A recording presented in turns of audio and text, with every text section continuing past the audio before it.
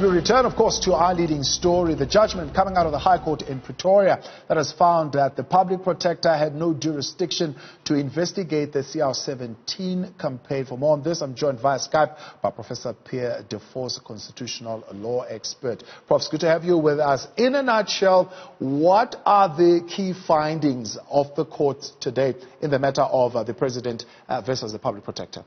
Yes, so in a nutshell, the court found that the public protector did not approach the matter with an open mind. In other words, she was not impartial.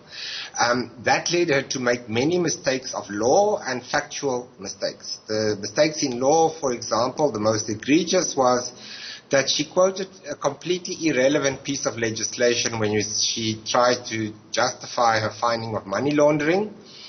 And factual mistakes, the court said she often made factual findings where there was an absolute absence of evidence to back up her finding. And for all those reasons, the court basically said that the whole report and the findings and the remedial actions were irrational and therefore unlawful and invalid. There was a real credible concern raised by the DA's Mmusi Maimane at the time.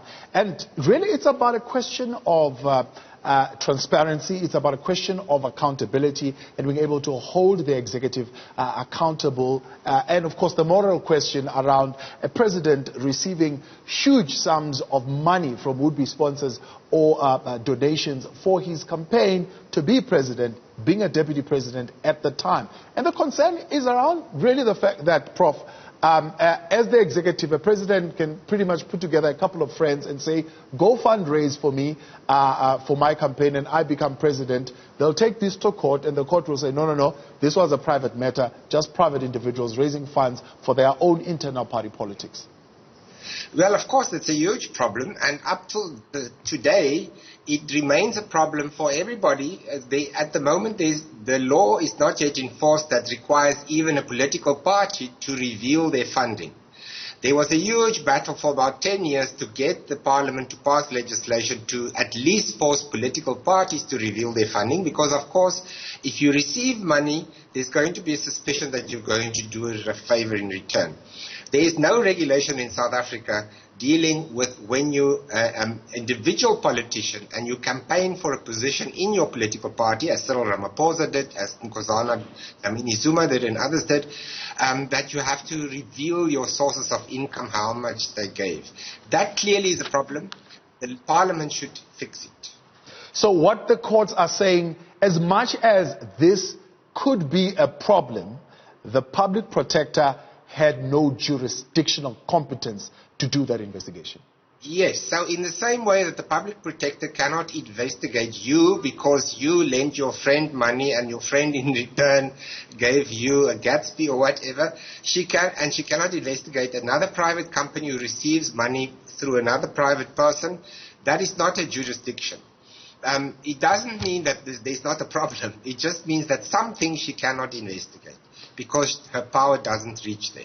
How did she confuse, in your words, her power, which, of course, is quite extensive, right? And, of course, we're hearing from the court, it's not unlimited, but quite extensive. How did she make that confusion to think that what the funds were raised constitute state affairs?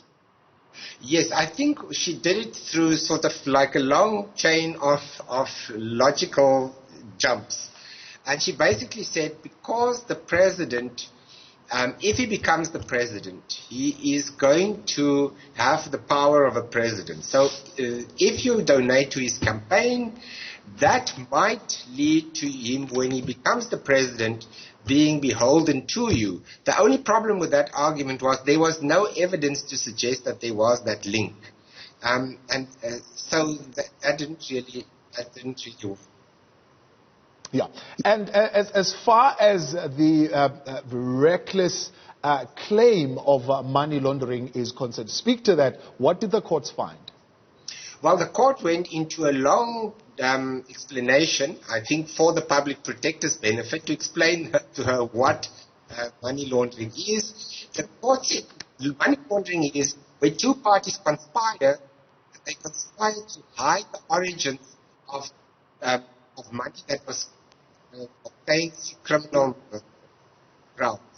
So the parties together must move that money along until it got to a point where the money is washed, steamed, and the criminal origins are not there. That is clearly on any version of event, not what happened in this case. And there was no attempt in the parties to hide where the money was coming from.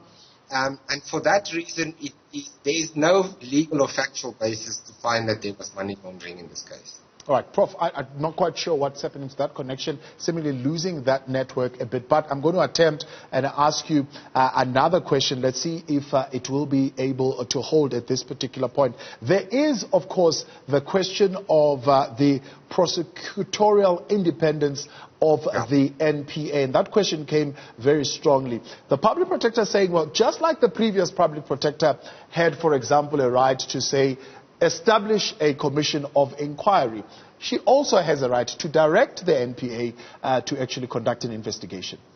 Yes, so there's a difference, of course, between directing the president, which if you're going to do that, the president is not independent constitutionally, and the president is not protected from having his independence protected. The prosecuting authority is independent.